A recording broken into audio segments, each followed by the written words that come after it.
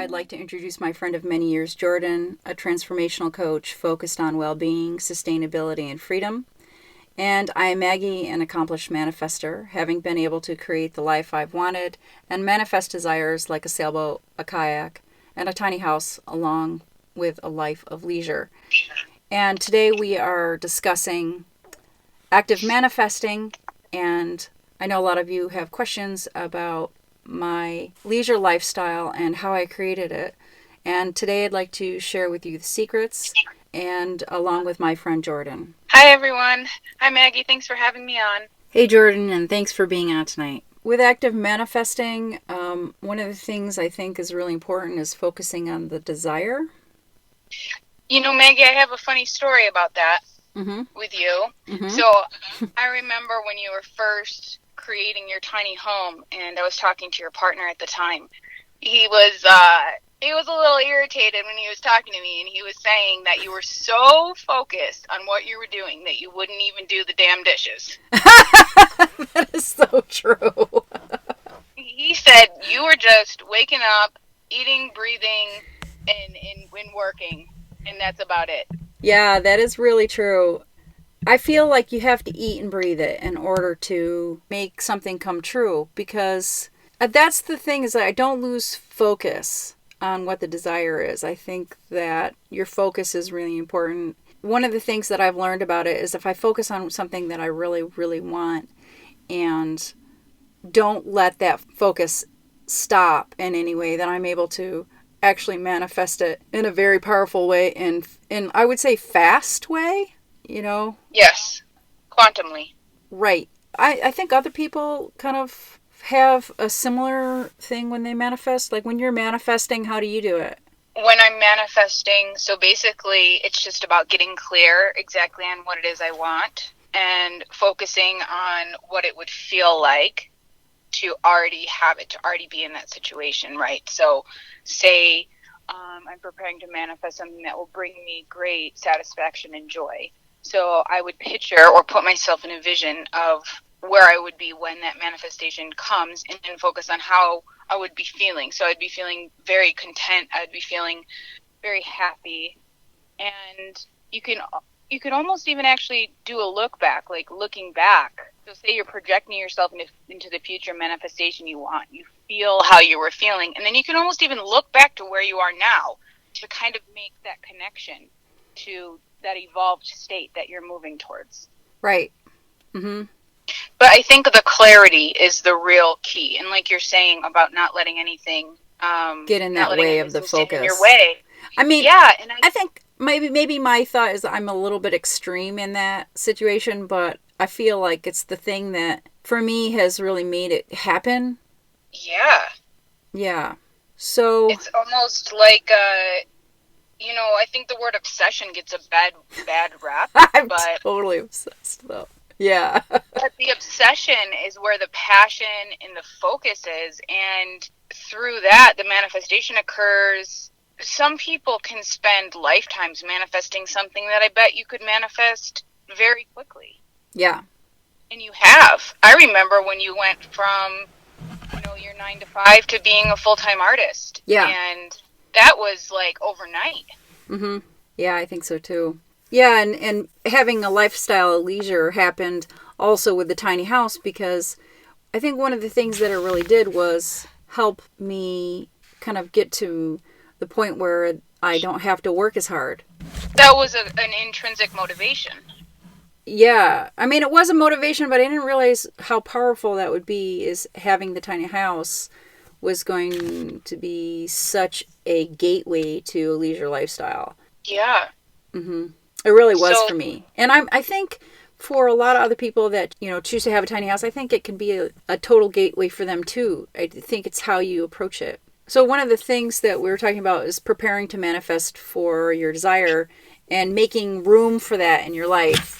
So give an example from your real life, how you were able to make the space for your tiny home lifestyle. I started to give up things as I was building it. I decided I had to give up things to fit in the tiny house. And Mm-hmm. so I started to sell things, and I started to give them away. I gave away a ton of stuff. I gave away 15 boxes of books. And so I think that's how I started to prep for, the dream that I wanted. Physically making the space. Physically making the space, yes. Especially with a tiny house.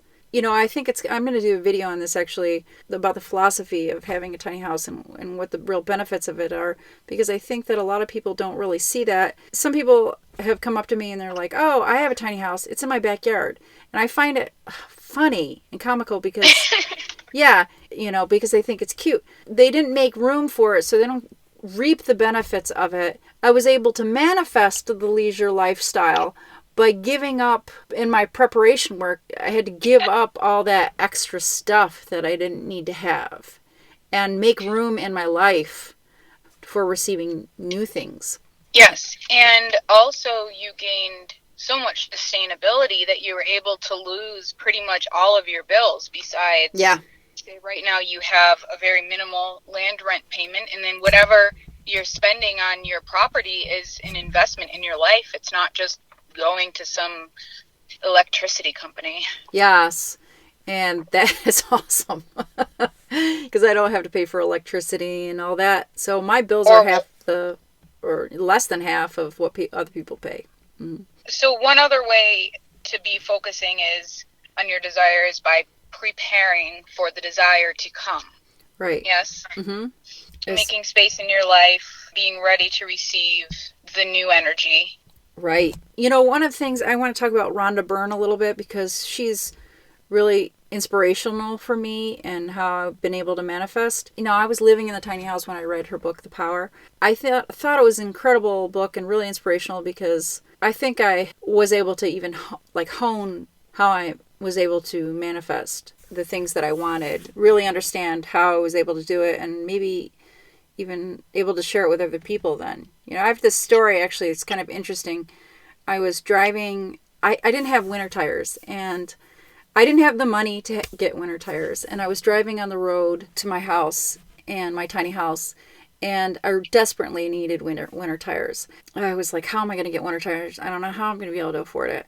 And then I ended up trying to use one of her principles, because I was listening to The Power all the time to and from work at my 40-hour-a-week job. I was like, I'm driving along and I'm saying, I love my new winter tires. They're so wonderful and I feel so safe. I know that sounds funny, but it's awesome. Yeah. And you're not going to believe this. Someone that lived near me said, hey, I have a Subaru just like yours. Did you want my winter tires? And I was like, what? Yeah, 2 weeks later. And I was like, yes. It was like that. It was because I had made room in my life to say, okay, I'm welcoming this, ready to receive new winter tires, by saying I already have them. And that's one of the things she talks about, is like saying that you already have it, and kind of the love that you give for what you want. The universe has no other choice but to bring it to you. I think to match that frequency. Mm-hmm. Mm-hmm. Yep. And notice you didn't say how. You didn't say particular way of how the tires would come in. You just left that open. Yeah, because I think the universe is going to bring it to you whatever way it can. That's right, whatever way it can. If you give enough love, like Rhonda Byrne says, to what you want, then it's going to come into your life. It's going to happen. Mm-hmm. That's a great book, and I recommend it. So what's the book called? Just for it's called The Power. It's called The Power. And she also wrote The Secret. I mean, she's very famous, well-known for the book The Secret.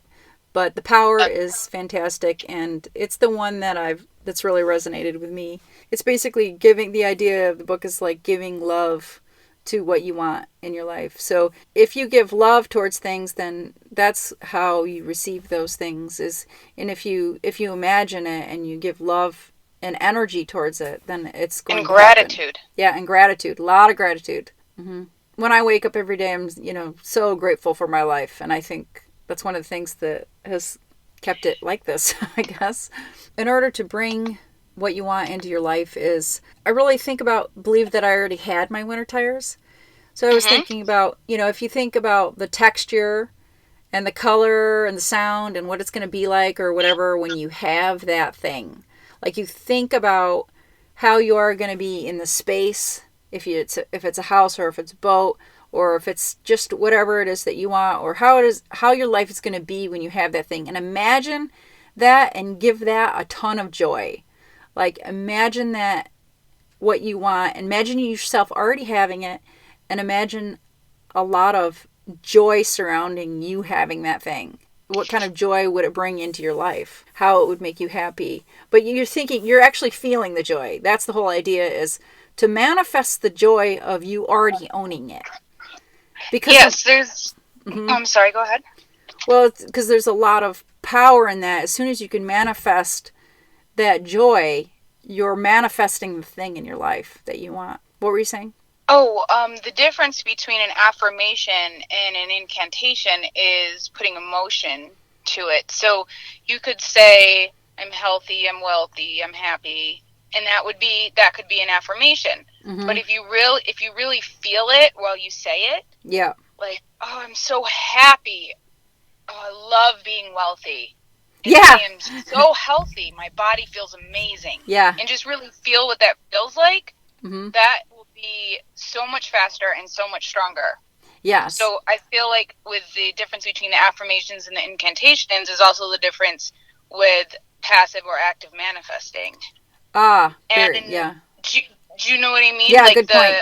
Mm-hmm. Because a lot of times people want things, mm-hmm. and they'll just think about, oh, I really want this or I really want that. But a lot of times their energy is actually not focused on what they want; it's focused on them not having it. Yes, right? Absolutely. Or there's no emotion to it. That's right. And as soon as you start being focused on what you don't have, then you're never going to have it.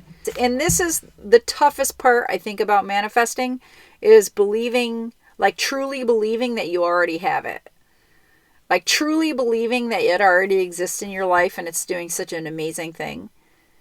What would you say that takes? A leap of faith? Yeah, that's a leap of faith, but I also think it's a lot of mental energy, because you're saying, I already have this, and it takes a lot of imagination, I guess that's. Mm-hmm. Because you have to imagine that you already have it in your life and how happy you are with that. And if you're really good at that, it's naturally going to elicit those feelings mm-hmm. of joy, satisfaction, gratitude.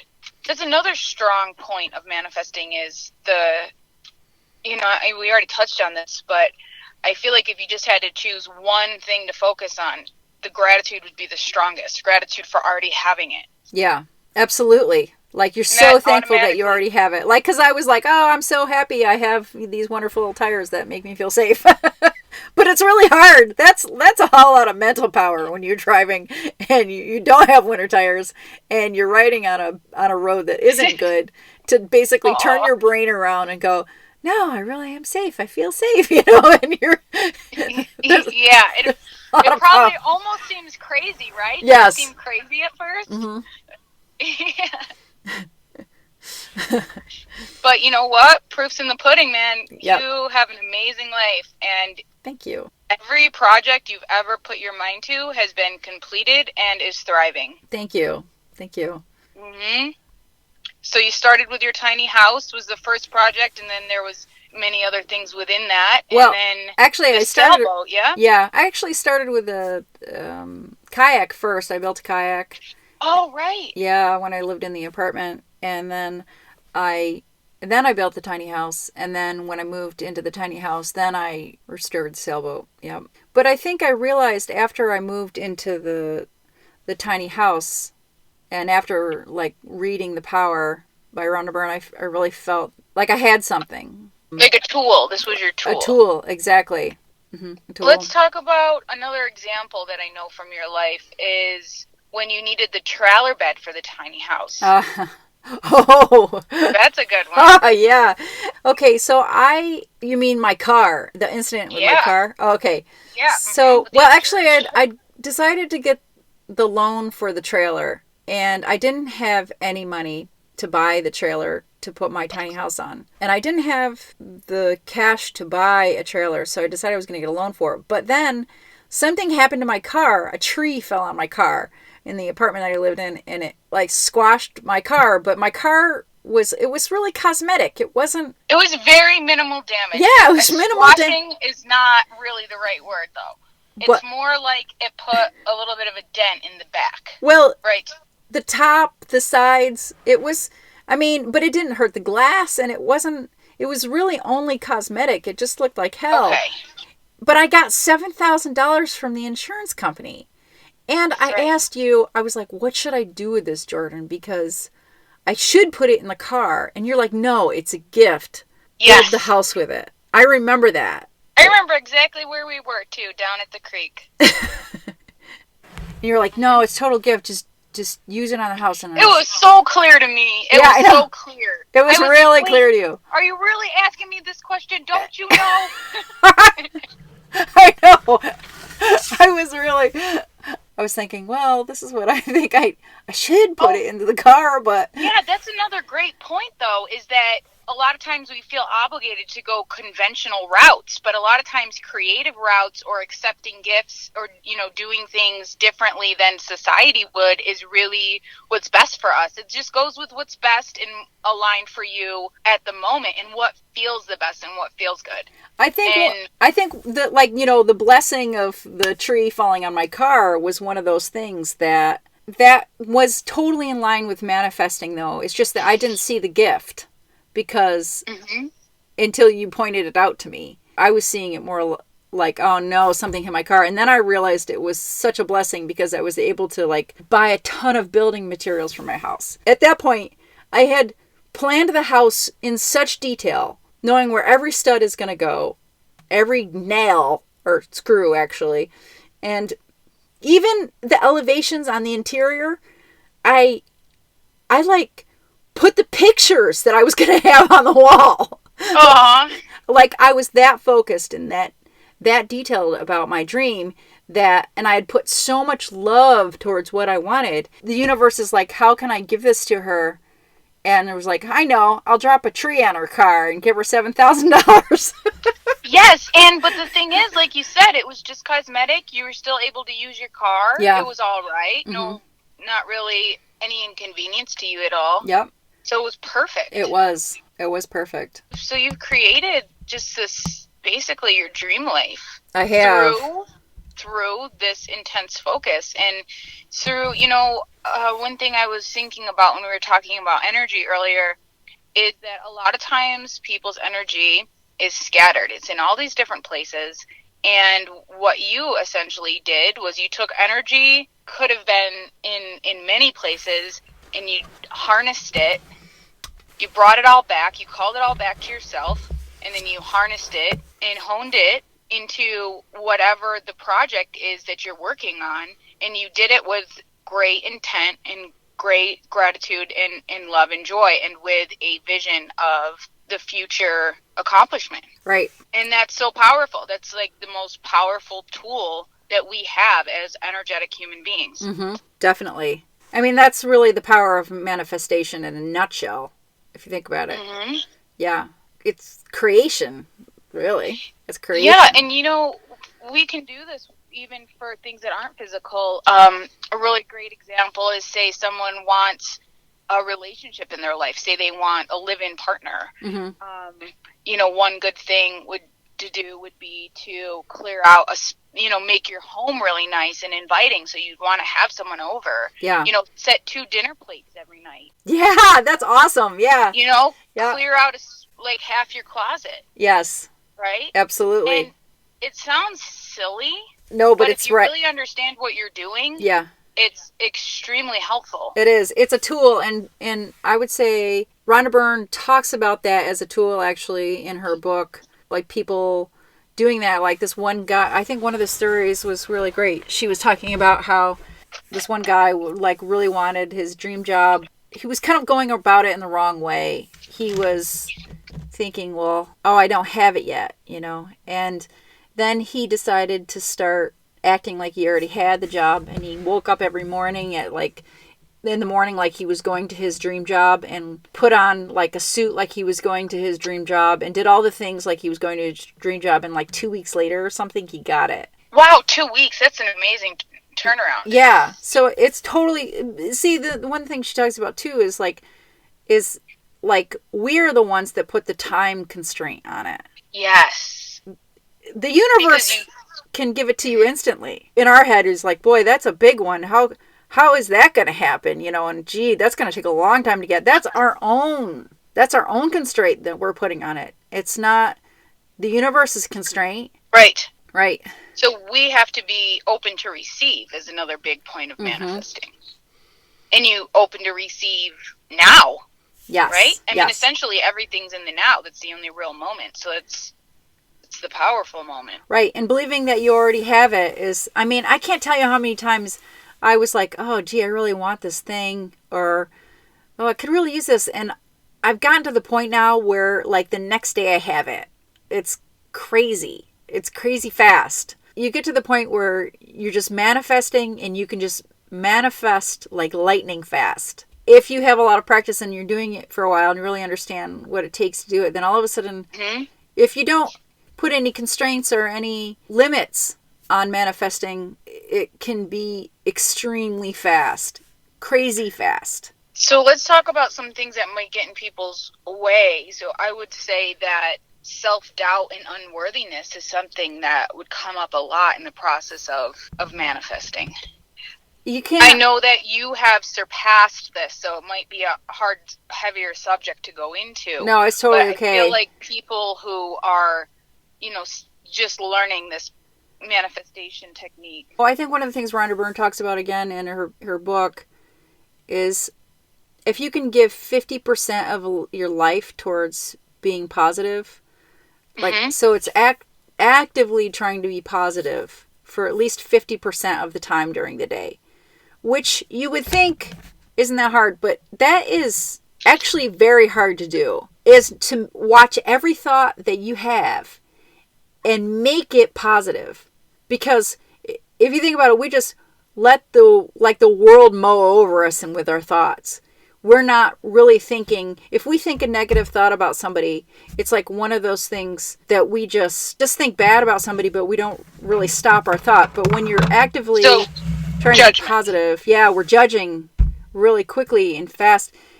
But when we're trying to be really positive, like 50% of the day at least, you realize all of a sudden how much you think negative.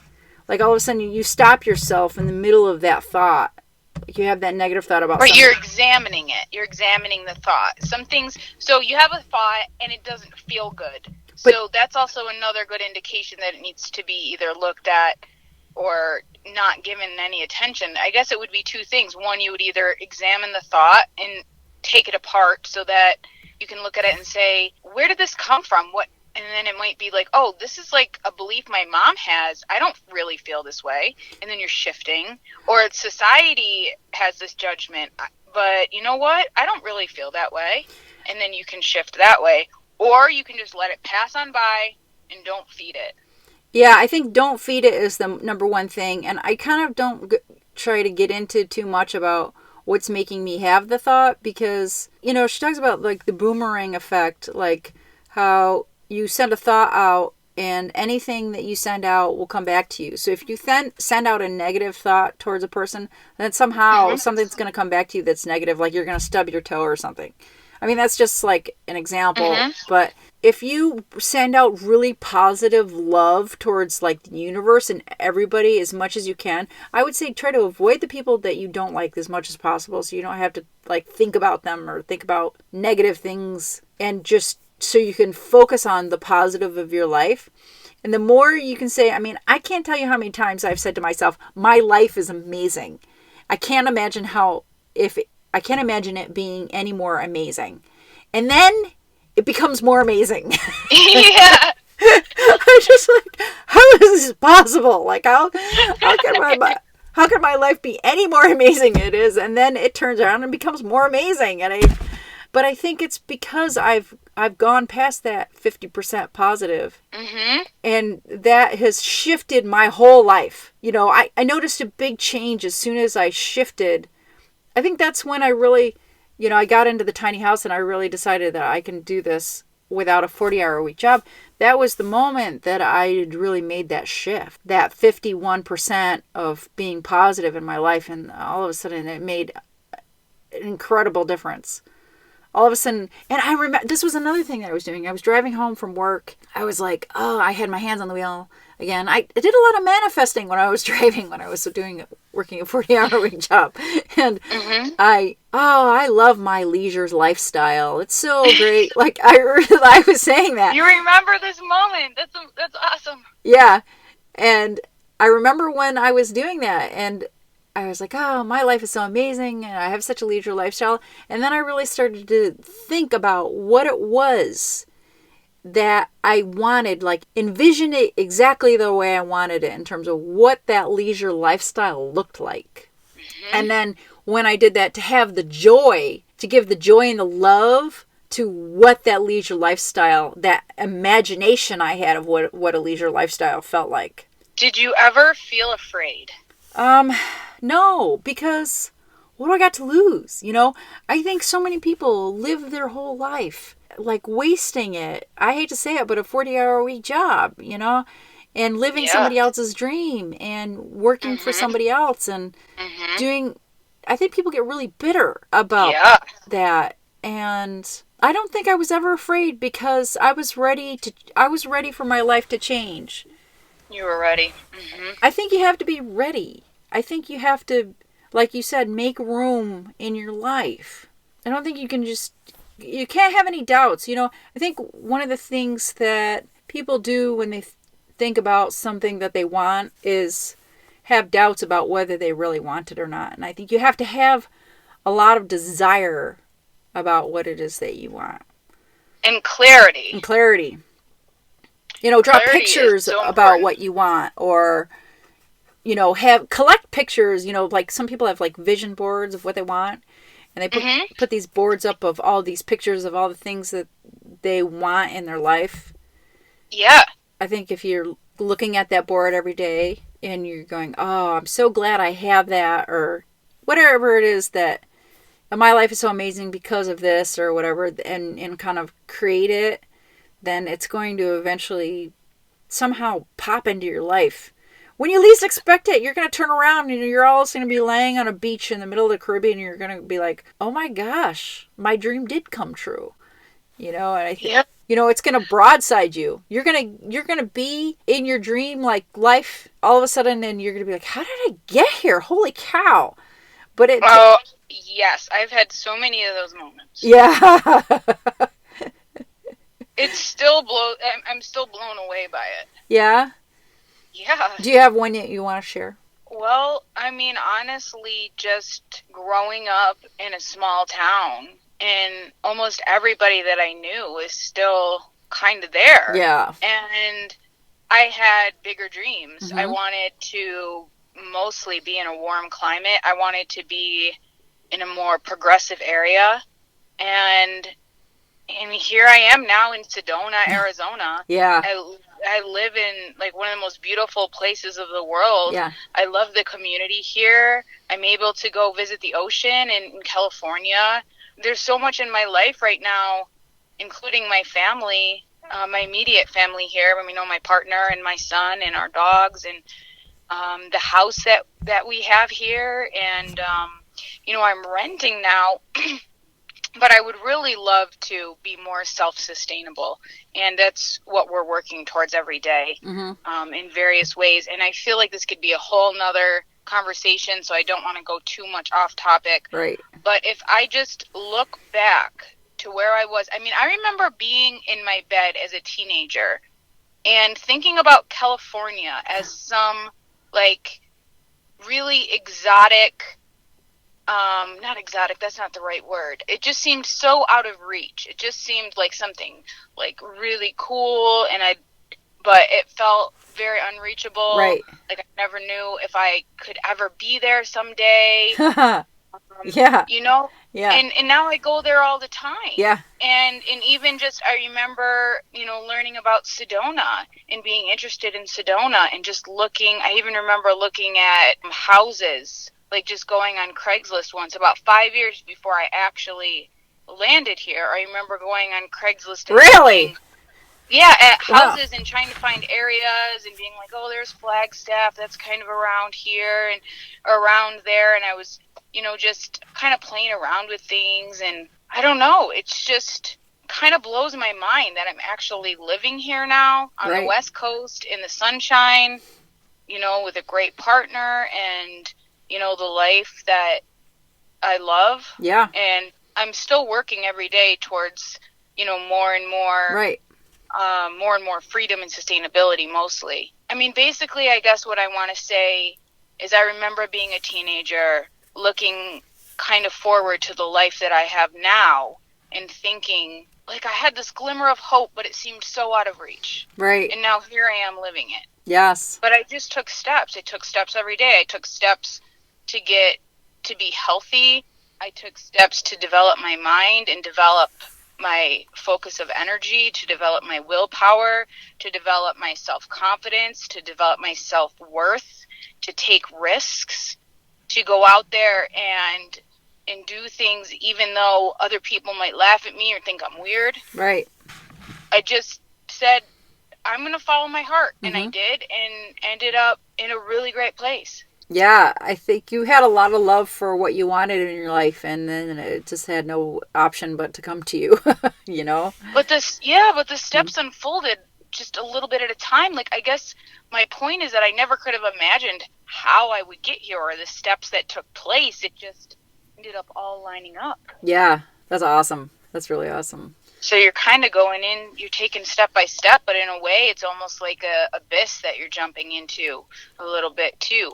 Oh, that was right. Actually, that was the next thing that we wanted to talk about was taking the leap to start the project or to start something can be the hardest part. Yes. Yeah. Just getting the concept of inertia, right? Right. I think it's a body at rest wants to stay at rest. Right.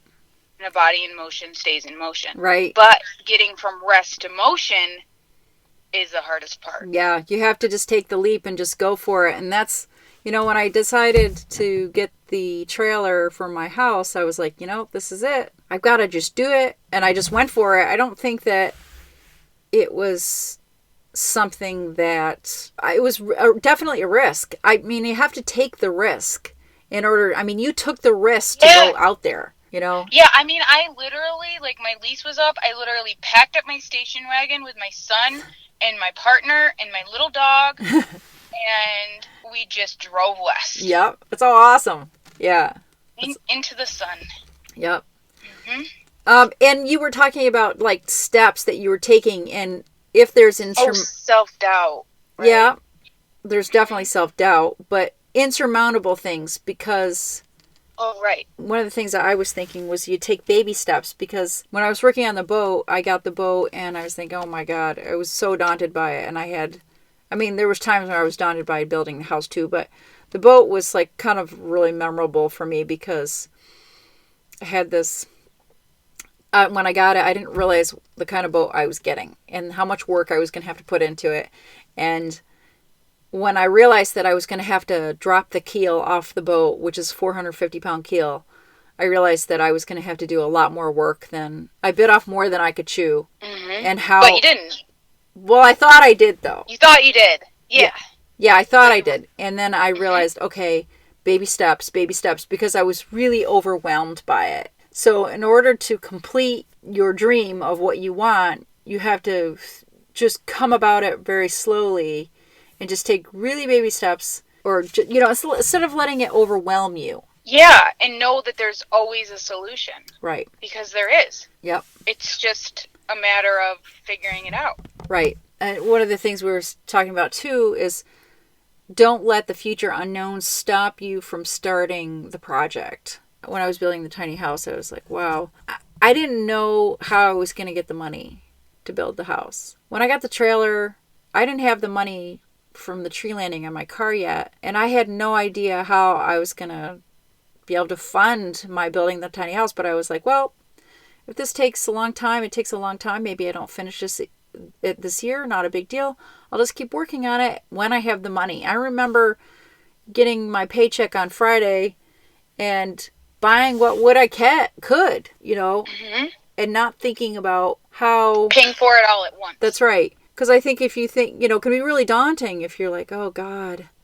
You don't even want to start it because you're like, oh, everybody says that a tiny house costs $22,000 minimally. Well, yeah, but, I didn't come up with that money all at once. It was very slow, and I didn't have it at all. I was like, well, I don't know how I'm going to fund this, but I know I was going to work on it, and eventually I'll get it done. Even if I don't have the money to do it all right now. Well, I mean, I knew that it was going to be expensive to build, but I didn't think to myself of not starting it because I just didn't have the funds all at once. I just worked really slow and put money towards it when I could afford it. Yep. And it came as needed. Too, right? Just perfectly on time. That's right. Perfectly on time.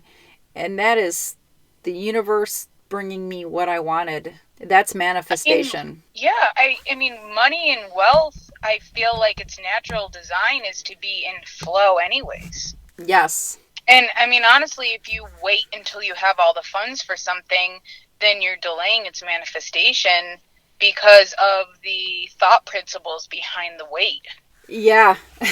Yeah, because you're thinking, oh, I can't afford it yet, so You're anti-manifesting. Yeah. You're anti-manifesting. Basically, you're putting the time limit on it, not the universe. Yes, because the universe is completely abundant. There's no limits, but within our own minds and hearts. Mm-hmm. It's all internal work, and then externally, the reflection, the as above, so below, as within, so without. So that also brings me to another thought that I feel like your viewers might be interested in is how your meditation has helped your manifestation. Meditation is a lot about focus. Mm-hmm. And taking that time to just focus. I think because when you're manifesting, you're focusing.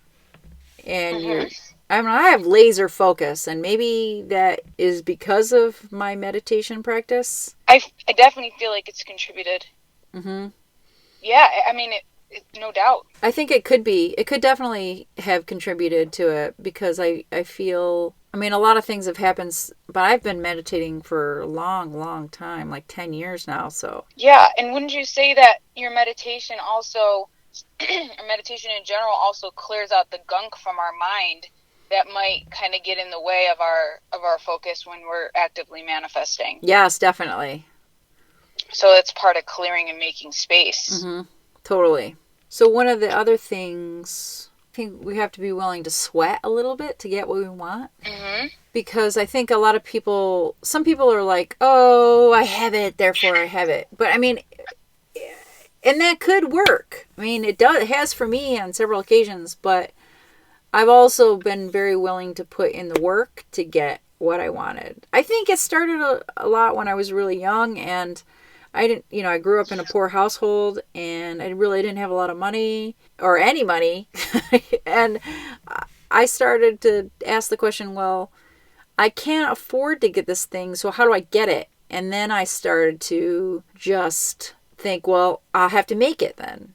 And that's how the manifestation really started for me. Mm-hmm. It's interesting. Mm-hmm. Was I can't afford it, so how can I do it? Well, I'll make it then. And wait, so this is a good point too, is that there's multiple ways. So say someone wants a bed canopy. Mm-hmm.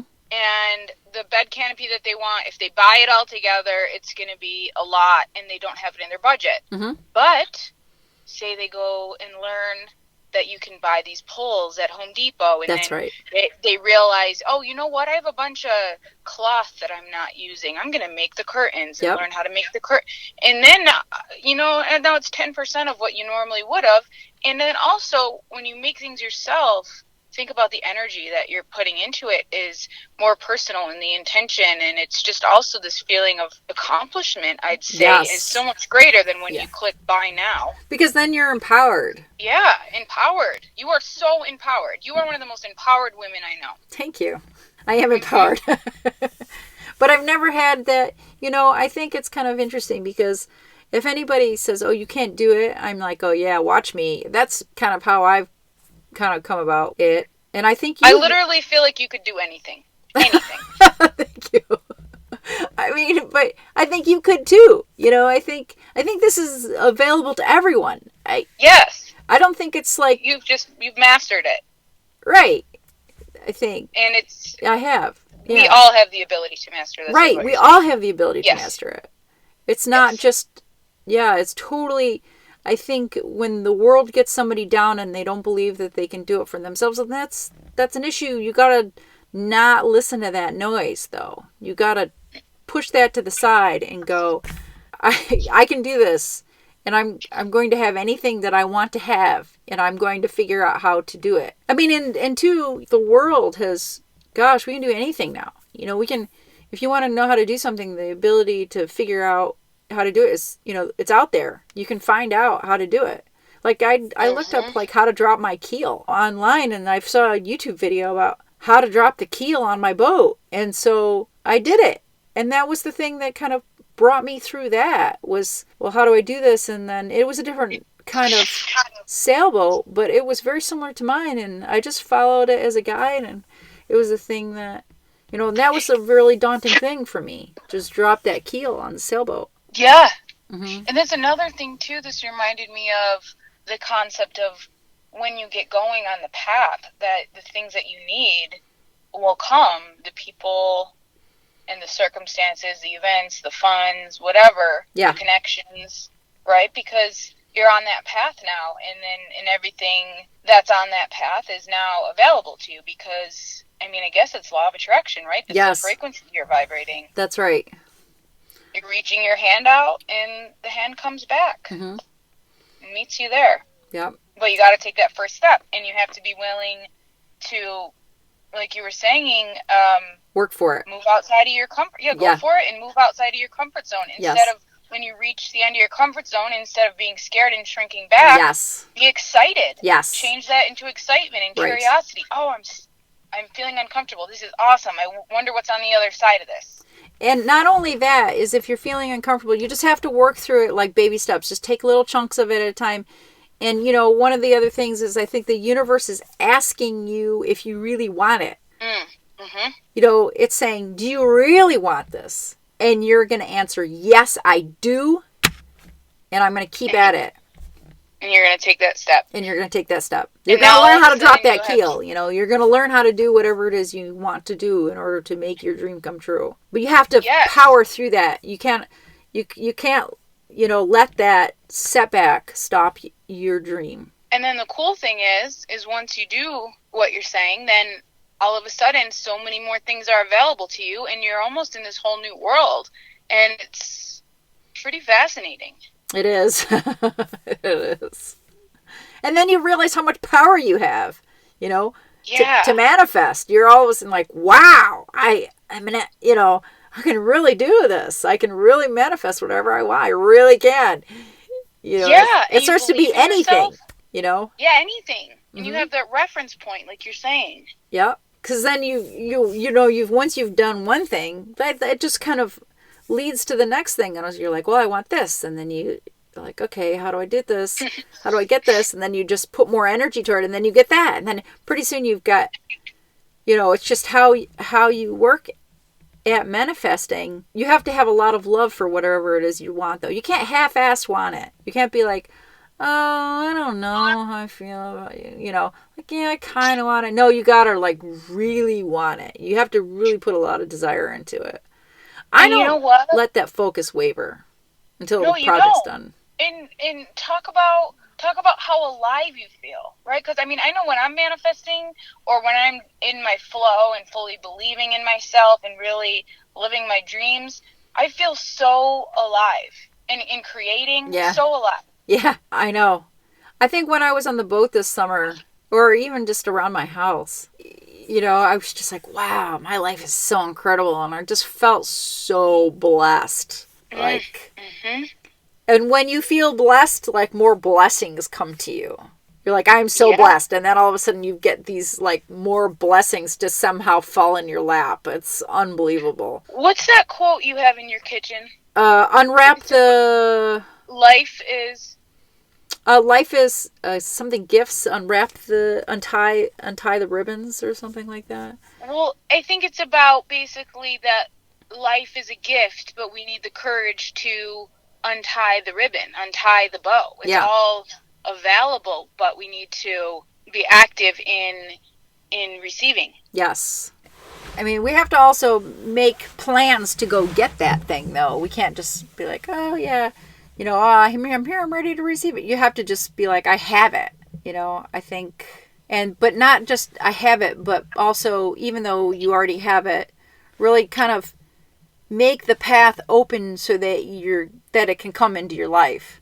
And if that path is you learning how to drop a keel, or... Yeah, I mean, I would say that would be considering unwrapping the bow, right? Because to me, that quote is saying that it's available, and then there's a step that we must take. And that step would be the creating, the allowing, the receiving, the manifesting, whether that's working through mental blocks or working through physical blocks, learning something new, creating a frequency within yourself to attract what you need for your project, whatever it is. But there's always a step there. Yes. I kind of want to start talking about women's issues. That was one of the things that we had on our list. One of the things is, for me anyway...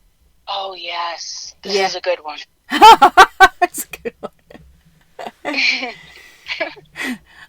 I think for me anyway, I've never been raised where... I think my dad was pretty... He never said, you can't do something because you're a girl. I never heard that.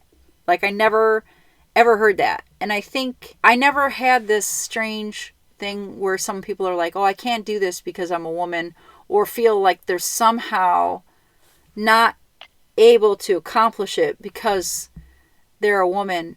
And I think with being a woman, is the only thing different is that we might not have as much brawn as a man, but then to me, it's only a slight difference. Well, for me anyway, I'm a pretty strong woman, so yeah, it's kind of a slight difference. And you too, you're a strong woman. You're a really strong woman. So that difference is really minor. We can make up for it. But you can't, I think a lot of women kind of think to themselves like, oh, they can't do it because they're a woman. Or they just want the guy to take over somehow. But I don't think that... I think being a woman, you just have to think more. I mean, we don't have the brawn, so we just have to think more about how to get through the problem. Yeah, the brain over brawn. Brain over brawn, right. Mm-hmm. So I really don't think it's, like, even an issue. I didn't even think of it as being an issue because I haven't let it get in my way at all. I think it's funny, though, because I've had people question it, and I just think it kind of bewilders me when that happens, because I was at this marina, and this guy who was the marina owner, and I'm the only one with a sailboat, the only woman with a sailboat there at that marina. And he came up to me and he goes, "You're not going to go out in that alone, are you?" And I was like, I just kind of looked at him like, what the heck? And I'm thinking, he'd never say that to a man. He'd never in a million years say, "Oh, you're not going out in that alone, are you?" Mm-hmm. But I've never had a man question whether I could go out and sail the boat myself. I think, well, I don't know. Why not? And I went out on it several times by myself. Yeah. And I remember coming over to your house, and you were working on some stuff, and you had all these power tools out, and I was like, "Whoa, Maggie!" And you taught me how to use a jigsaw and a sawzall, and I was just like, it felt so empowering. Good. Right? Because I've never used power tools before. Yeah. And, I had some questions on safety and how to do it and stability, and you just knew all the answers, and it was cool. Yeah. It felt good. I mean, it felt like it was like foreign territory. Like, oh, I'm a woman using power tools. It's like forbidden. That's so funny. I mean, I think, it took... But it's every day to you. Yeah. I mean, it took me like when I first started building the house, I had to buy the tools because I had to build the house. So I was like, I had to buy a chop saw, I had to buy a jigsaw, I had to buy those things. Mm-hmm. I had to buy a skill saw. And it was just something that was part of the process. And I realized, well, I have to learn how to use this, and I have to learn how to use it safely. But it's not hard using a chop saw. You put the wood in, you have And it's not hard using it. You don't have to be muscular to use any tool, you know. You just have to know how to do it. That's all. Yeah, and take safety precautions and Right. be focused, and Right. yeah. I think that's the thing, and I think, I don't know why women are intimidated by using power tools. I think some women are. I'm not saying all women are. I'm sure, I know all women are, but I think there's a lot of things in society that gender stereotype and that stops maybe, women. yeah, and sometimes maybe we just don't question it. We just think like, oh, yeah, my boyfriend will change my oil or something, Yeah. and then I don't know if it has to do with feeling cared for or if women feel incapable. I think it might be a mix of both. But the best feeling is being able to be self-sufficient and Yeah. care for yourself, Yeah. and not have to wait around for your boyfriend to come home before you can check your oil. Right. Or And wire a light. Or do what? Or wire a light up. Yeah. And it's Yeah. pretty empowering learning all that stuff. Like, you knew and not that you knew nothing, but you knew very little about electricity. Yeah. Or what would you call it? Not electricity. Well, I mean, like DC doing the electrical setup. Yeah, for solar your house. and everything. I didn't know anything about it at that time. Mm-hmm. Yeah. I mean, Andy was really the partner that I had. He was really the one that hooked the battery up and did all that stuff. But I ran all the wiring for the house, and I put in all the lights myself. I did it all myself. So he wired the switches. That must have felt awesome. Yeah, but it's more meaningful too. Like, every time you turn on that light, it's like you were a part of it. Yes, definitely. Yeah.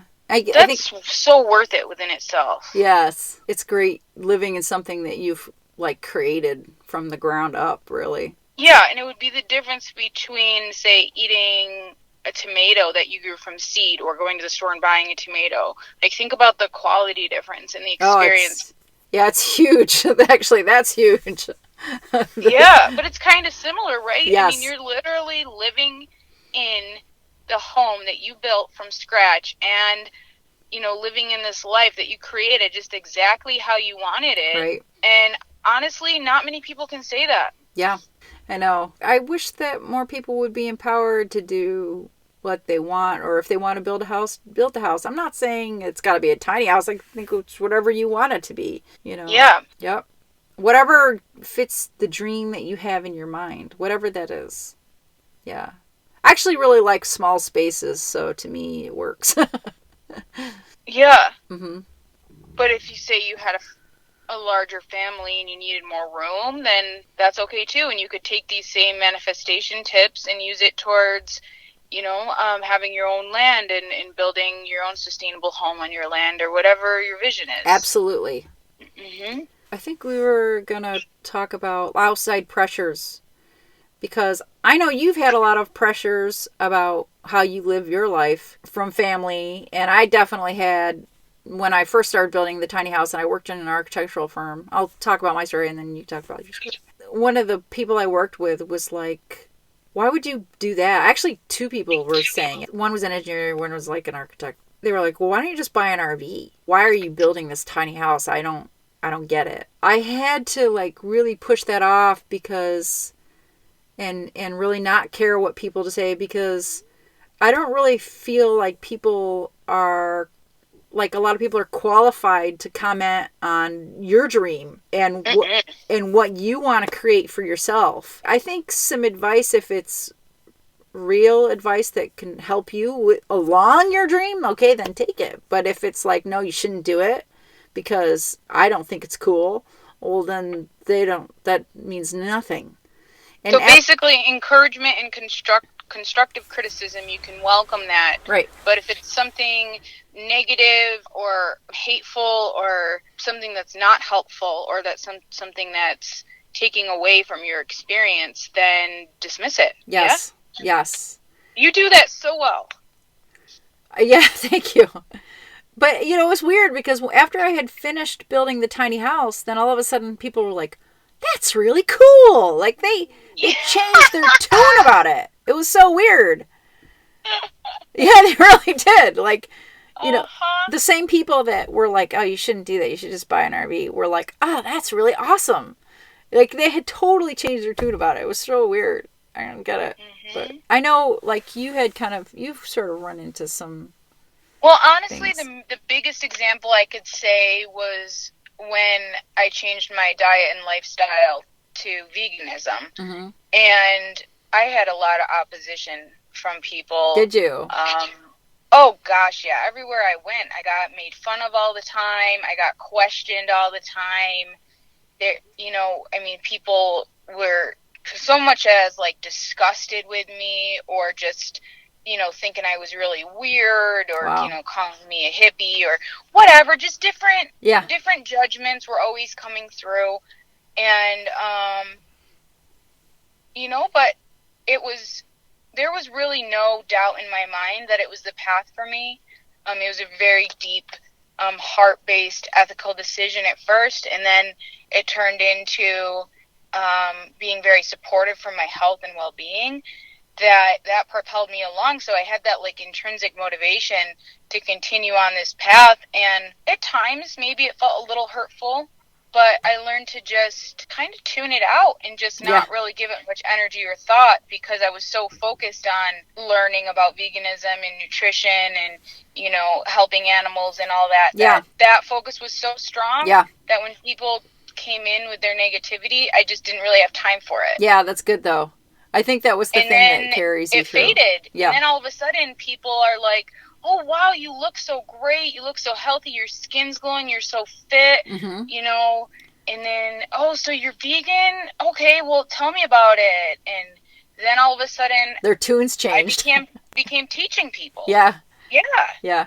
So at first it was the ridiculing, Mm-hmm. and that all just comes from misunderstanding, just ignorance, basically. Yes. I And think that's the case with like a lot of people when they like have, when they ridicule people about things, because it's yeah, totally it's coming from a place of ignorance, because they don't really, I mean, unless they really have a whole lot of experience with what it is that you're into or trying or whatever, but they're not qualified to comment. Right. If they're not qualified to comment, then we shouldn't be listening to them. No, we shouldn't be giving them any credit.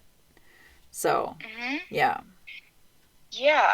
And it almost seems like common sense, but yet it's such a practical tip, because, I mean, why would you take advice or criticism from somebody who isn't in your field of interest? Yes, absolutely. Because at that point, then it just becomes, ignorance and spite and maybe some jealousy or misery loves company or any of that stuff, which if you're, vibing high and, like you're saying, focusing on being positive and focusing on manifesting your dreams, then you just really don't have any time or interest for that. Yes.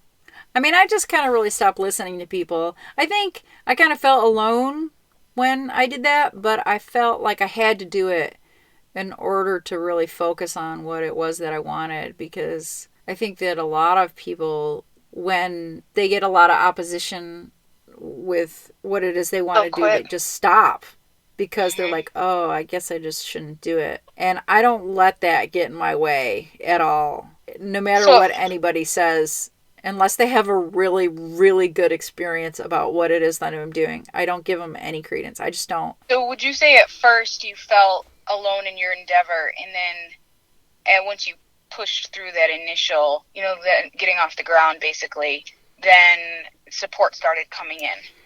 Yes, I think it was more along the lines of like mental support than physical support, because yeah. I mean, I probably, I know some people when they're building their tiny house, they're like, they get all these people to help them build the tiny house, and that happens, but I didn't have that happen. I kind of built it with Andy, building the shell with Andy, and it was... But now you had all that experience because you did everything. So now you have experience with everything. So it turned out being something great. Yeah. And he definitely was a really important brawn to have around. Like he was a roofer, and he was electrical, expert, or, really good with electric and stuff, or what I needed to the level I needed anyway.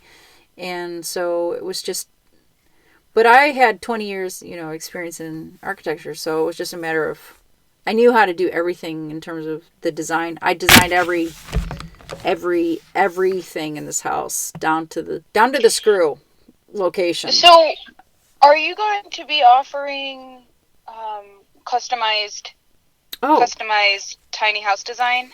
yes.